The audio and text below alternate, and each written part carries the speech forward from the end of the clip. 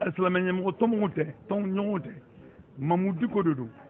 parce que n'an bɛ se ka fɔ nin cogo la tan walasa ka nɔgɔ bɔ a la parce que n tulo bɛ ɲɛ b'a la dɔw bɛ kan ka fɔ olu sen t'a la olu bɛ nin fɛ mais olu sen ma deli ka don a la olu sen ma deli ka don a la donc Mamudu ko ye welewelekan min kɛ nin ye tan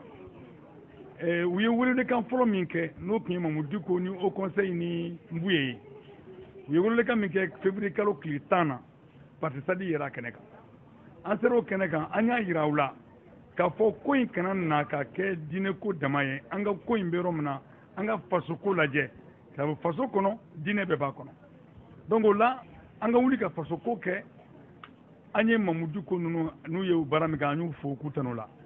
sisan u ye nin min bila ko juma nata tile 5 k'u bɛna bɔli min kɛ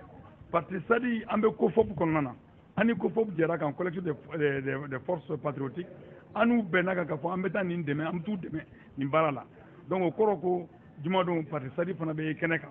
an bɛ ye kɛnɛ kan nka an bɛ min kɔni fɔ an bɛ yɔrɔ min na bi na an kana kɛlɛ kɛ mɔgɔ kelen kɛlɛ ye an bɛ yɔrɔ bi min na ni faso ko don an ka fara ɲɔgɔn kan ka ɲɛkun kelen labɔ ka ɲinifɛnw jɛya maliyɛnw k'a ye n'an y'a jɛya tuma min na an k'an ka jamana kuma bɔ mɔgɔ caman sigilen de bɛ ka fɔ wulikajɔ mana kɛ jamana kɔnɔ a bɛ ci wulikajɔ mana kɛ jamana kɔnɔ a bɛ ci o de ka di tiɲɛnikɛlaw ye mais wulikajɔ min kan ka kɛ jamana kɔnɔ n'a ladamulen don a bɛ jamana tiɲɛnikɛlaw de sen bɔ jamana ka ɲɛmɔgɔya la donc an b'a fɛ ka baara kɛ n'o de ye o sira in dɔ de ye jumadon nata in ye kalo tile 5 o tuma an fana b'a fɔ maliyɛn fɛn fɛn n'an se b'a la ka fara an ka parti kan u ka ye kɛnɛ kan an ka a ɲinifɛn ye min ye an k'a fɔ ɲinifɛn para fɔlɔfɔlɔ o kɔni ye min ye Bube ka walan bila ka n'a ka gouvernement ka walan bila donc nin bɛ kɛ jamana bɛɛ kan ni premier ministre dɛsɛra bɛɛ dun b'a dɔn k'a dɛsɛra a bɛ taga ni président dɛsɛra bɛɛ b'a dɔn k'a dɛsɛra a bɛ taga donc jamanadenw de bɛ wuli k'o fɔ k'o kuma fɔ a tɛ mɔgɔ bɛ mɔgɔ contre la a bɛɛ b'i na i bilala baara minɛ ma se k'o de kɛ alors donc o la Mamudu ko ye wele min kɛ jumadon na anw fana sɔnna weleli kama mais an bɛ min da a kan an ka ɲɔgɔn ye an ka kunbɛnna kelen na bɔ an ka ɲɛmɔgɔya kelen na bɔ an ka ɲɛsin faso ko ma an ka faso kuma bɔ ka bɔ nin gɛlɛya kɔnɔ sabu parti congrès ye min fɔ ni b'a fɔ ka d'a kan MINUSMA Barkhane vraiment ninnu kan ka bɔ an ka jamana kan wa mɔgɔ minnu kɛlen bɛ ka marifa ta n'o ye milisiw ni fɛnw ye an ye baara caman de k'a kɔnɔna na